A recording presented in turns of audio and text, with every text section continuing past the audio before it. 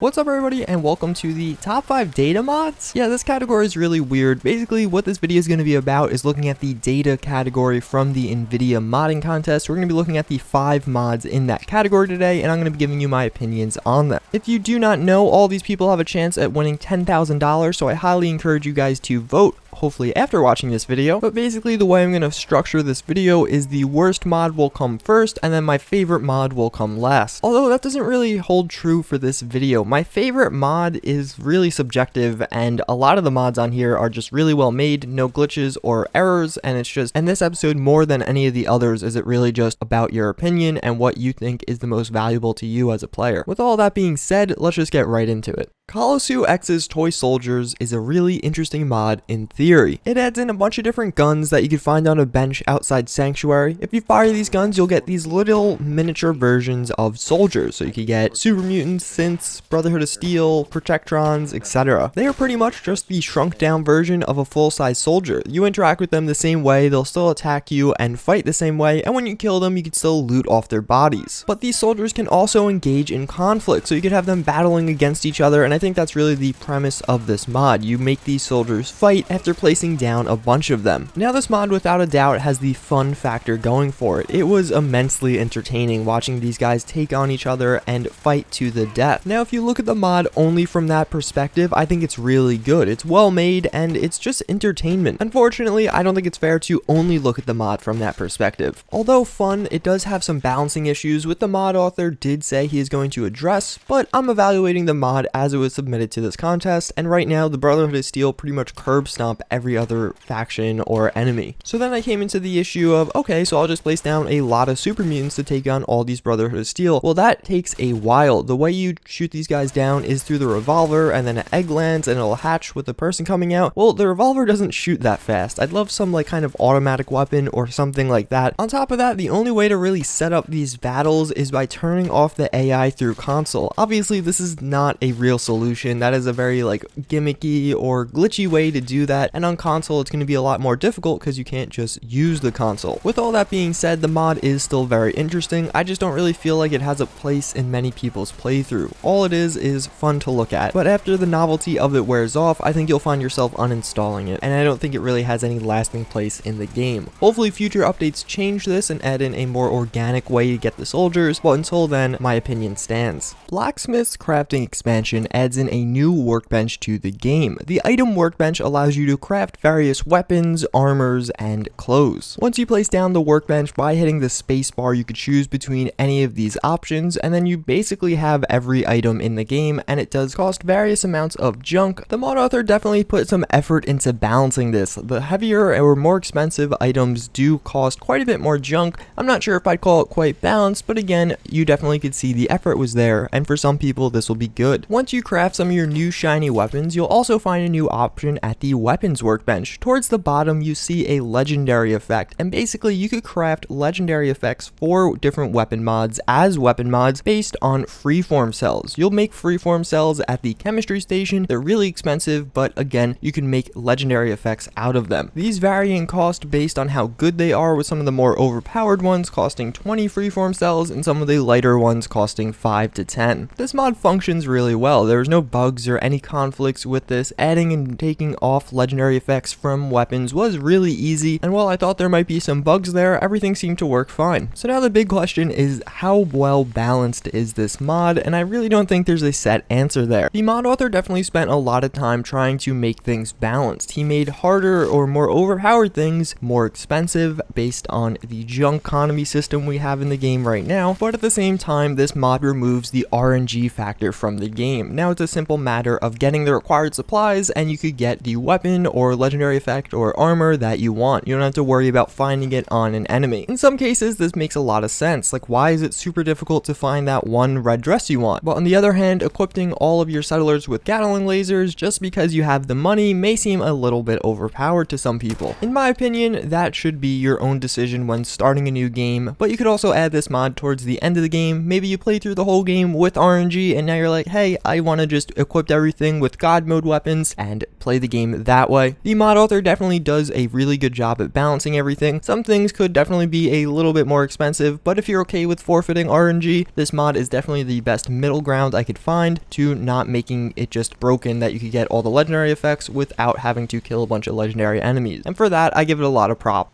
Settlement management software is a mod that allows you to manage your settlements from your Pip-Boy, kind of, but mostly from a terminal. From that terminal, you could view what settlers are doing, view happiness, view the spawn points of enemies when they come to raid. You could assign settlers to different tasks. So let's say I have 3 settlers unassigned. I could click on them, say, okay, so I have 4 melon plants that are unassigned also, and assign them to those plants. You could just straight up highlight settlers that are not doing anything. So a little marker will appear above their head, and when you're walking around, you could see those settlers specifically. You can check all of the different items you have in your settlement, so like all the beds, all the guard posts, all the stores, etc. You can also control other settlements. So if I log on to my terminal at Red Rocket, I will only there have control of Red Rocket unless I select the setting to switch to another settlement, and then I'll have control of that one. Put simply, this mod allows you to do everything you could change with settlements just from a terminal. There are a few like bugs with the mod, like you have to exit back to a menu to get things to refresh, but it tells you that. It'll say you have to exit back to a menu to see this updated data. If you're really invested in settlements or have multiple and a lot of settlers, this mod is a must. Like, I'm gonna go download this for my single player let's play, although it is only for those using settlements. So obviously if you're not really interested in settlements or only have 1 or 2 small ones, I don't think you really have to worry about this. It does make things quite a bit easier, but at the same time, I do like just walking up to settlers still and assigning them to tasks manually and actually going around and looking at my settlement. At the end of the day, what this mod does is take away the tediousness of settlements, and it does so in an almost bug-free manner, which is absolutely insane. Unfortunately, you can only mark settlers from your Pip-Boy, but the mod author has acknowledged that that's just basically impossible to have all the other functionality there, which is unfortunate, but at least he has acknowledged that. I don't have a single complaint about this mod. I think it's amazingly well done. The only issues arise if you just straight up don't use settlements. Then this mod has no purpose for you, but I think that's pretty obvious. Vault 111B is kind of hard to make a critical review of. It adds in a brand new vault right down the road from Vault 111 named Vault 111B. You'll find it's been taken over by raiders, and they'll be all throughout the vault, and you'll find their possessions and some different terminal logs from them. The vault itself is pretty big. There's multi-levels, a lot of different hallways to explore, and then a lot of it will have raiders just kind of doing their thing, watching TV or something, and then obviously when you come in attacking you, but still. There is a bit of a story to the vault, and quite a few secrets for you to find. Obviously, I'm not going to tell you what those are, but basically that is the bulk of the mod. Certain doors will be locked and seemingly inaccessible until you find the key, which is a nice little adventure to go on, searching through the vault, but could get tedious at times until you find the key. Otherwise, everything in the vault worked flawlessly. There was a few adventures to be had, a few interesting backstories if you like reading all the terminal logs, as well as a few enemies that stood out as being slightly different than the rest there. There's also quite a bit of, okay, this door is locked with some stuff inside, and it tells a story just by viewing it, and kind of the aesthetic story almost. I don't know how to describe that, but Bethesda does it a lot, and this mod author definitely was inspired and did some of that with this. My main gripe with this mod is there's no lasting effect. Once you beat the vault or clear the vault and find all the mysteries, you're done. There's nothing else. You wash your hands and walk away. The mod author has said he did intend to make a certain character you meet a companion, but due to some Windows 10 errors, he couldn't do it just yet, so that'll be coming in the future. When he does that, I'd love to see the companion have some like little quibs related to the vault and his life there. Otherwise, it's a well-made mod that's definitely interesting to check out if you like exploring new world areas and all around the story behind them.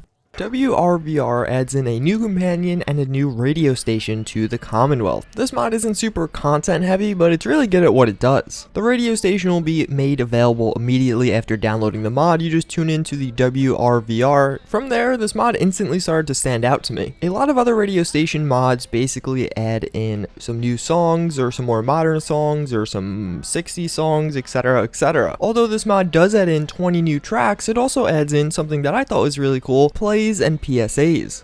Hello, Commonwealth. We have a very special treat for all of you lovely listeners. It's an excerpt from the drama titled Bell, Book, and Candle. The story is about a girl named Jillian who was a witch. her love interest. Every so often after a song finishes, you'll hear the DJ, Casey Kessler, tune in and say, hey, we're gonna have this play, this is what the play's about, these are the actors, and then there's the play. They're short, kinda quirky, but for whatever reason, it was immensely satisfying listening to these people have their play and more or less hear the conflict and then the resolution that was going on. What this mod did more than anything else was allow me to kind of relax while I was going from quest to quest or destination to destination. I imagine this is going to be a huge hit in survival mode because, you know, obviously you can't fast travel, so you have a lot more travel time, and for that, this mod really shines. But that's not all. There's actually a WRVR radio station physical location added to the game. Once there, you'll meet a few characters, but you can also recruit DJ Casey Kessler. The location itself is really nicely laid out. It feels like a radio station, and even some of the other NPCs there just had a lot of really cool lines. The voice acting was really well done and sounded really smooth. Should do some vocal warm-ups. WRVR is our pride and joy. Casey Kessler herself as a companion was really funny. Even just the short amount of time I spent with her as a companion in combat, she had a ton of witty lines, and just her explosions and reactions to different things kept me entertained and like almost immersed into the game differently than before. I will not be threatened by a walking meatloaf. You definitely gradually grow attached to this person because you're hearing them on the radio and then you're interacting with them in combat, and all around it just flows really well. This mod is really well done. I don't have a single complaint about it content-wise because everything is masterfully voiced. These are professional voice actors, and the quality they're putting out is frankly unparalleled by a lot of the other mods out right now. This just seems like one of those mods that if it's up your alley, you should download it. But some people might just not like having a radio mod. I personally, when I'm playing, don't listen to the radio, so I probably wouldn't download this mod. That's not a bad reflection of the mod though, it's just something I'm not as interested in. Although, I definitely recognize the quality here and how good this mod is. It's just not for me. With all that being said, I still think it's the best mod on this list, and without a doubt is gonna get my vote.